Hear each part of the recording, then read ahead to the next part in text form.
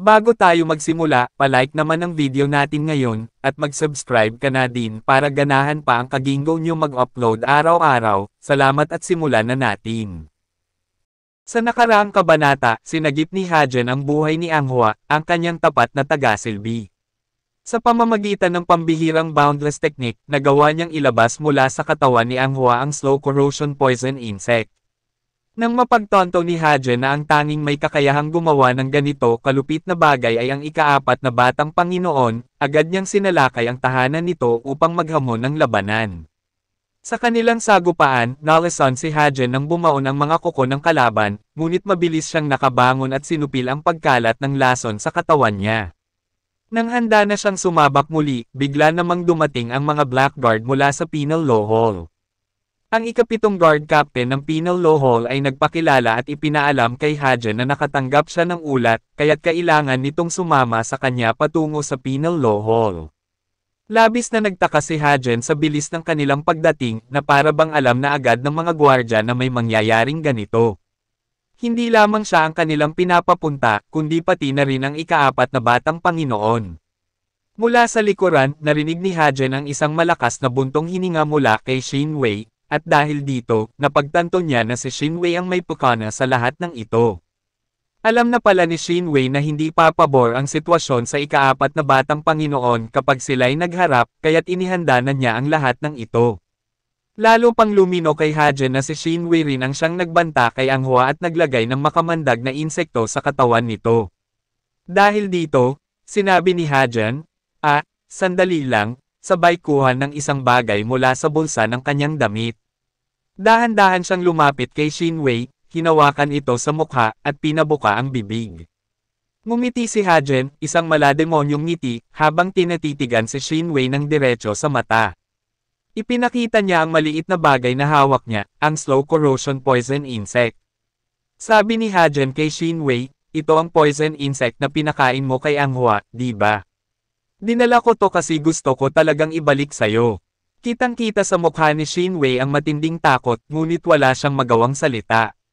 Nag-aapoy ang mga mata ni Hajen habang sinasabi, hindi mo na kailangang alalahanin kung paano lulunukin, ipapasok ko to hanggang sa lalamunan mo. Bigla namang sumigaw si Hong Yomon, Soryang, itigil mo na yan ngayon din. Ngunit huli na ang lahat, wala siyang magawa para pigilan ang nangyayari. Nagsusumamo si Xin Wei, pakiusap, iligtas niyo po ako, batang Panginoon. Nakangiti si Hajen habang akmang ipapakain na ang insekto, tama. Ang pinagsisilbihan mong ikaapat na batang Panginoon ay bihasa sa lason, kaya sigurado akong may antidote siya para dito. Gagaling ka rin sa loob ng ilang araw, tapos balik ka ulit sa marumi mong mga taktika. Sa halip na ipagpatuloy ang ginagawa, biglang iniangat ni Hajen ang kamay mula sa pagkakahawak sa baba ni Xin Wei at inilayo ang insekto. Hindi ko na pala itutuloy ito kung wala rin namang saysay, sabi niya, na animoy wala na siyang gagawin. Nakahinga ng maluwag si Xin Wei, ngunit bago pa ito makagalaw, bigla na lang pinasok ni Hajen ang daliri, na may hawak na insekto, sa kaliwang tenga ni Xin Wei. Agad itong nagdugo, at bumagsak si Xin Wei sa harap ni Hajen.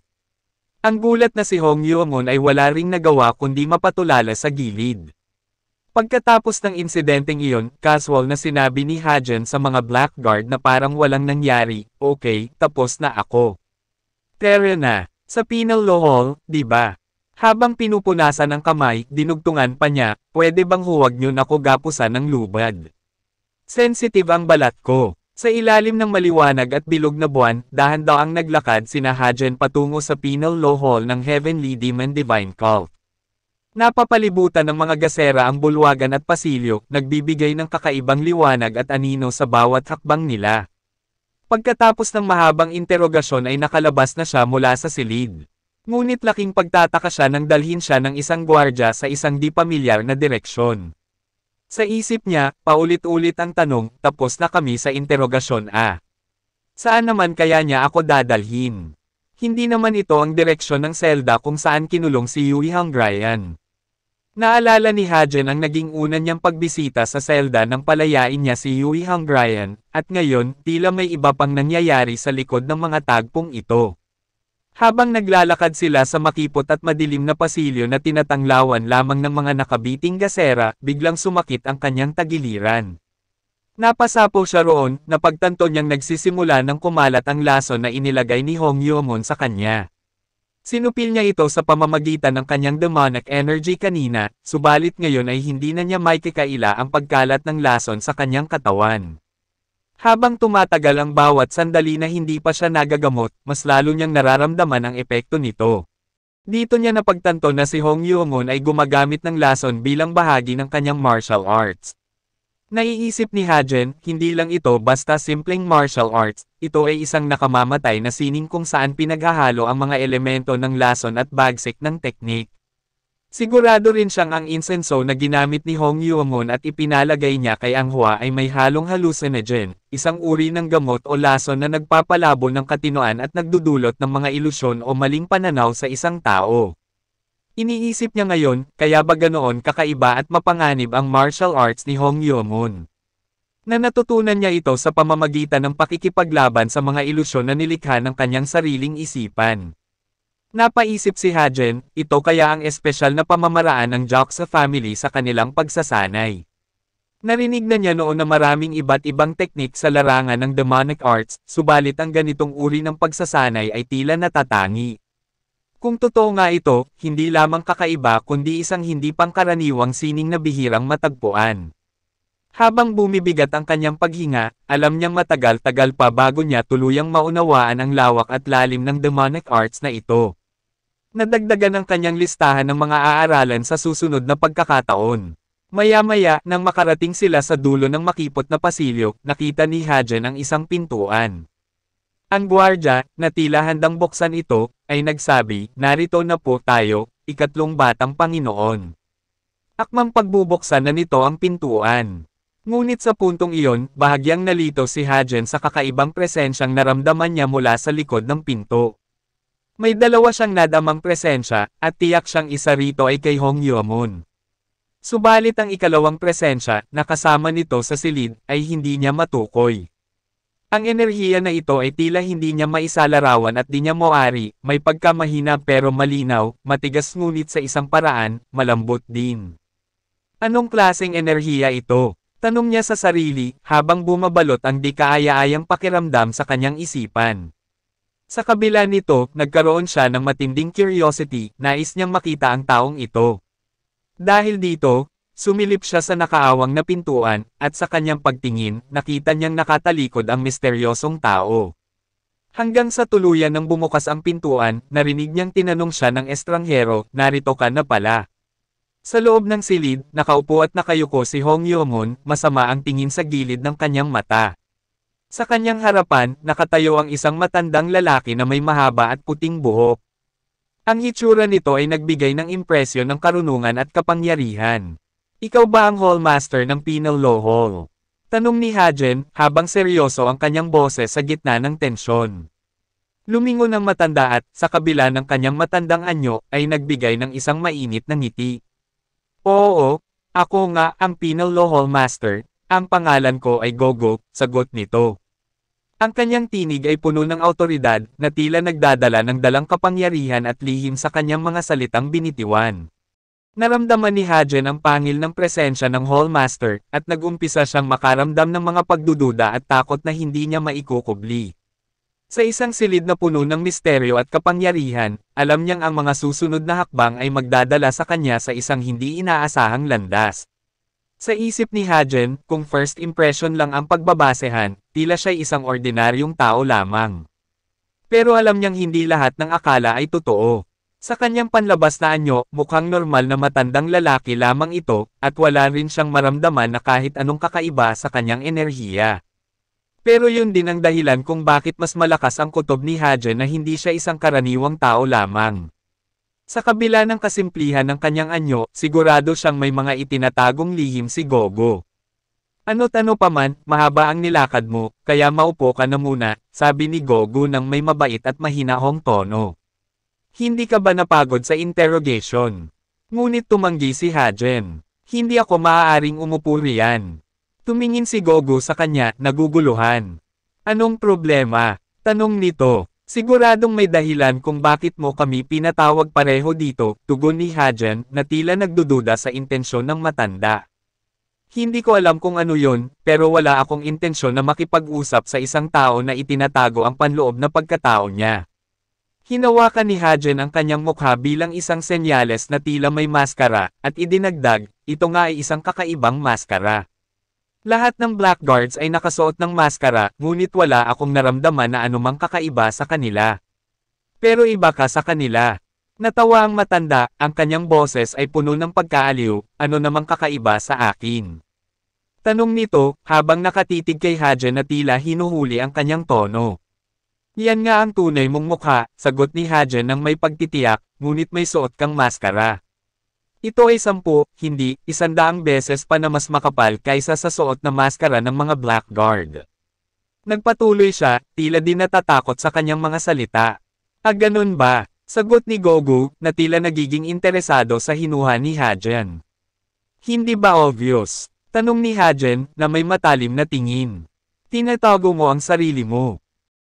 Ang tensyon sa silid ay lumakas, ang hangin ay tila nahirapan sa bigat ng kanilang usapan. Isang mapanlikhang laro ang nasa pagitan ng dalawa, isang labanan ng isipan at analisis ayon.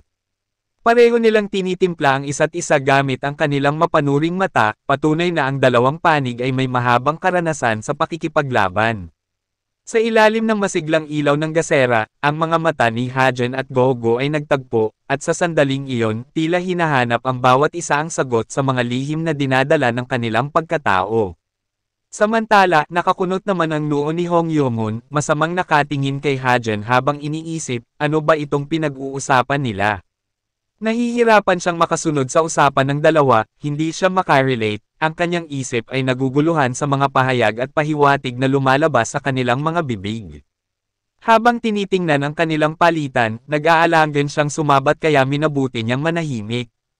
Ngunit hindi nagtagal, nagiba ang ngiti ng matanda, naging matalim ang mga mata nito, at saka sinabi, magaling. Maya-maya, tila sumiklab ang kanyang mukha, ang kanyang anyo ay nagbago sa isang iglap. Kalmado lang na nanunood si Hajan sa pagbabago ng matanda at natukoy niya na ito ay ang bone contraction mystical arts. Ang kanyang puso ay nag-init sa pagkakaalam na isang mataas na antas ng sining ang nasa kanyang harapan. Si Hong Yong-hun, sa kanyang pagkagulat, ay di makapaniwala sa kanyang nakita dahil hindi niya alam ang martial arts na ito. Ang matanda, na di nagtagal ay naging isang matikas na lalaki na may itim at buhay na buhok, ay nagsalita, ikaw ang ikatlong tao na nakapansin ng aking pagbabago. Ano sa tingin mo ngayon? Sapat na ba ito sayo?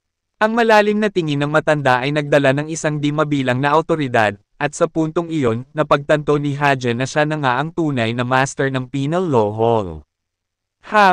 Matindi nga ang taong ito, bulong niya sa sarili, habang ang damdamin ng respeto at paggalang ay tila umaakyat sa kanyang puso.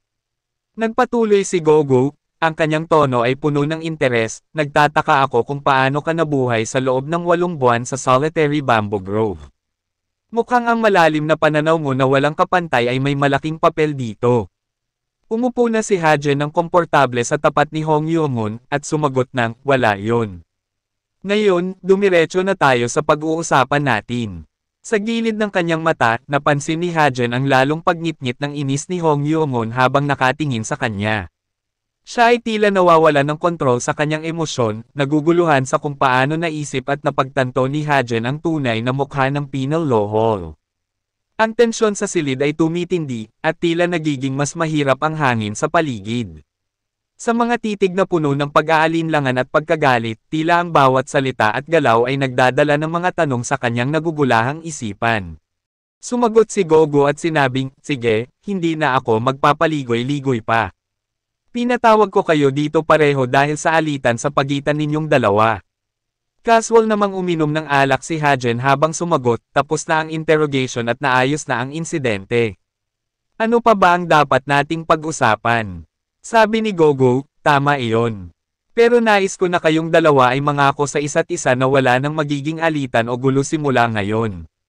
Ngunit bigla namang nagsalita si Hong Yong-hun at tumuro kay Gogo, hindi ko naman ginustong magkaroon ng kahit anong gulo. At kahit ginusto ko pa, sino ka ba para sabihin sa akin kung ano ang dapat kong gawin? Sa isip ni Hong Yeo-moon, siya ay disipulo ng Demon Lord kaya't walang dahilan para tumanggap ng anumang utos mula sa ibang tao maliban sa Demon Lord lamang. Kalmado namang sumagot si Gogo, tama ka, wala akong karapatan na pasunurin ka sa anumang bagay. Sumabat si Hong Yeo-moon, so alam mo naman pala, Ha! Bakit ngunit naputol ang kanyang pagsasalita nang sumagot ulit si Gogo, gayon din naman, wala kang awtoridad na kontrolin at lupigin ang iba. Pero, sinubukan mong gumamit ng pera para kontrolin ang isang battle squad commander.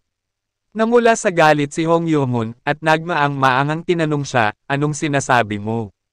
Napabagsak ng kamao sa mesa si Gogo habang mariing sinasabi, hindi mo na kailangang ikaila. Higit pa sa sapat ang ebidensya. Sigurado akong alam mo, higit sa lahat, na ang mundo ay hindi matuwid, kung saan lahat ng bagay ay dumadaloy ayon sa mga mababaw na bagay gaya ng posisyon, estado, at mga relasyon. Galit na tanong ni Hong Yeo-moon, ikaw, pinagbabantaan mo ba ako ngayon? Walang kakurap-kurap na sabi ni Gogo, ganun nga. Ang tensyon sa silid ay tila umaabot sa sukdulan. Ang bawat salitang lumalabas mula sa kanilang bibig ay nagdadala ng mas malalim na kahulugan at hamon. Sa mga titig na puno ng galit at hamon, nagiging maliwanag na ang laban ay hindi lamang sa pagitan ng dalawa, kundi isang laban sa mga prinsipyo at paniniwala. Ang hangin ay puno ng kaguluhan, at tila ang bawat isa ay naghahanap ng pagkakataon upang ipakita ang kanilang tunay na awtoridad at kapangyarihan. Lumiyad si Gogo tungo sa mesa at sa pagkakataong ito ay umupo na rin, at saka nagpatuloy sa pagpapaliwanag.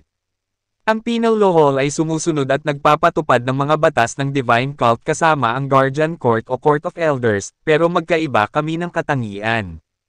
Ang pinagtutuunan ng Guardian Court ay komunikasyon at pagtanggap.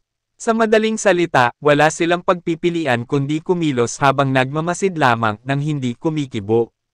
Pero iba kami. Kami ay isang organisasyon na aktibong pinoprotektahan ang Divine Cult. Nagbibigay kami ng parusa ayon sa kung ano ang tingin namin na karapat-dapat, at nagsasagawa ng paghahatol sa espesyal na mga kaso. Pero syempre, hindi ito nangangahulugan na mayroon akong karapatan na magpatupad ng anuman sa inyong dalawa. Ngunit bilang isang tao na aktibong pinoprotektahan ang Divine Cult, pwede ko kayong bigyan ng isang karanasan na hindi nyo pa nararanasan. Bumaling si Gogo kay Hajen at sinabi, ano sa tingin mo, ikatlong batang Panginoon? Ngunit sumagot si Hajen, tungkol saan? Tila wala siyang pakialam at hindi pala nakikinig, abala sa pagkain at pag-inom ng masarap na pagkain at alak. Sumama ng tingin si Gogo, tulad ng isang guro na pinapagalitan ang estudyante. Kaya naman sumagot din ng matino si Hajen pagkatapos samubo ng pagkain, tungkol sa hindi na pag-ulit na gumawa ng alitan.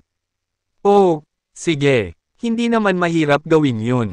Sabi ni Gogo, na hindi pa rin kumbinsido dahil sa kapilyohan ng kausap, sinasabi ko na sayo bilang pagbabaka sakali, pero hindi ako nagbibiro, ngunit pinutol ni Hajen ang sinasabi niya at sumabat, sino bang gustong makaaway ang Penal Law Hall?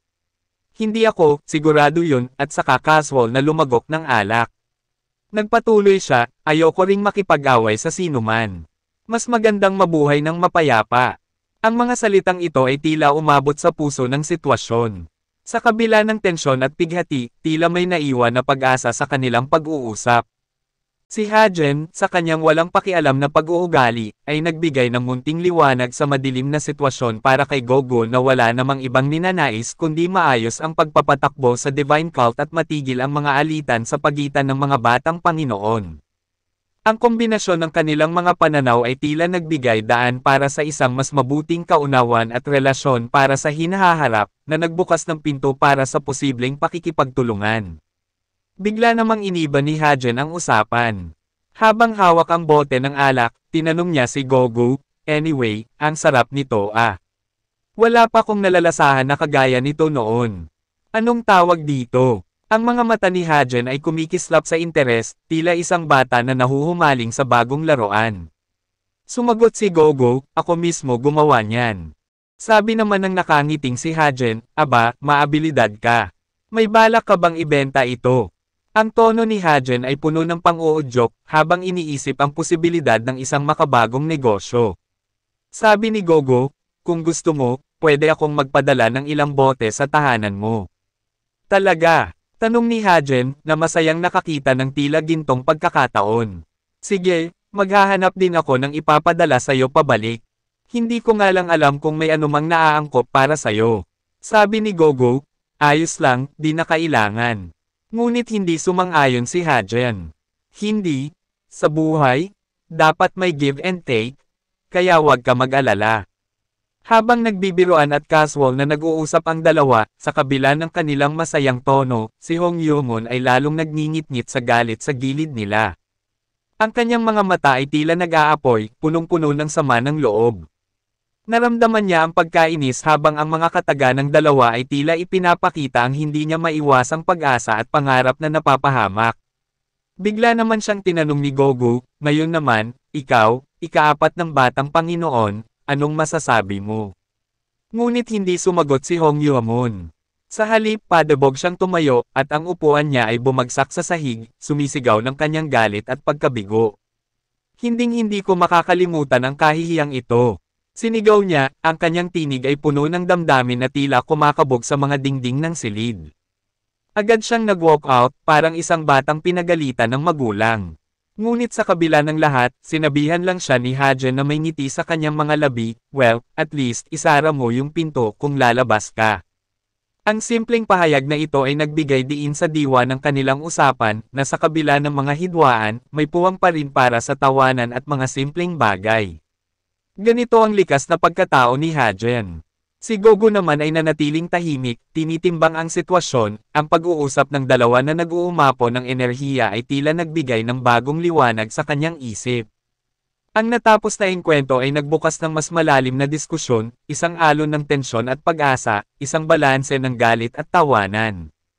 Wala na siyang magagawa sa ugali ng umalis na batang Panginoon at ang tanging magagawa niya at patuloy na mag-obserba at makialam kung kinakailangan. Dahil sadyang matigas ang puso nito. Kalaunan, tumayo na rin si Gogo at sinabi, yun lang ang lahat ng gusto kong sabihin. Meron ka pa bang gustong pag-usapan o sabihin sa akin? Habang nakangiti, sumagot si Hajen, wala na. Salamat sa inumin. Pero may isang bagay akong gustong itanong. Tumayo si Hajen, ang kanyang ngiti ay may dalang tanong na bumabalot sa kanyang isip. Alam ko kung gaano kagaling ang bone contraction mystical arts mo, panimula niya, at ang tono niya ay nagiging seryoso, saka ibinato ang tanong, pero meron bang dahilan kung bakit mo yun ginamit ng kitain mo kami? Hindi ka naman mukhang yung tipo ng tao na susubok o manloloko lang ng tao. Napapikit si Gogo sa tanong ni Hajen, parang isang bala na tumama sa kanyang puso. Ang tanong na iyon ay hindi lamang isang simpleng katanungan, ito ay tila naglalantad ng mga misteryo na dati niyang itinagong mabuti. Sa kabila ng kanyang pagkabunyag sa harap ni Hajen, tila may mga bagay na hindi pa rin niya lubos na mailalantad sa harap nito.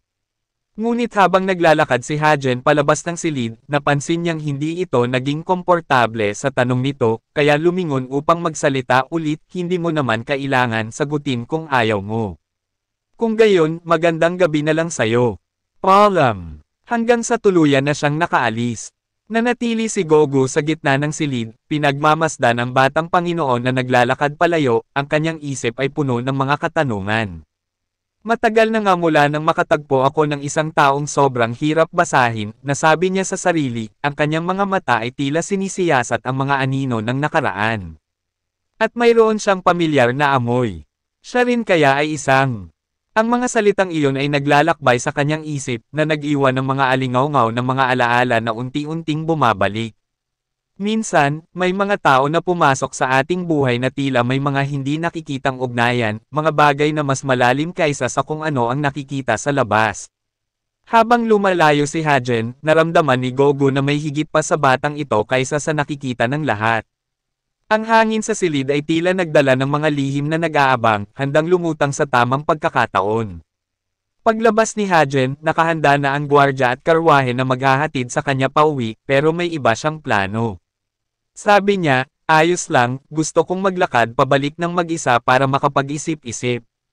Hindi siya mapakali, kailangan niyang abangan ang isang tao na kanina niya pa nais komprontahin.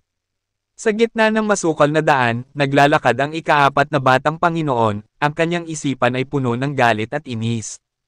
Sa hangin na tila walang pakialam sa kanyang pinagdaraanan, nagreklamo siya, ang lakas ng loob ng isang hamak na penal law master para pagbantaan ang isang batang Panginoon ng divine cult na tulad ko.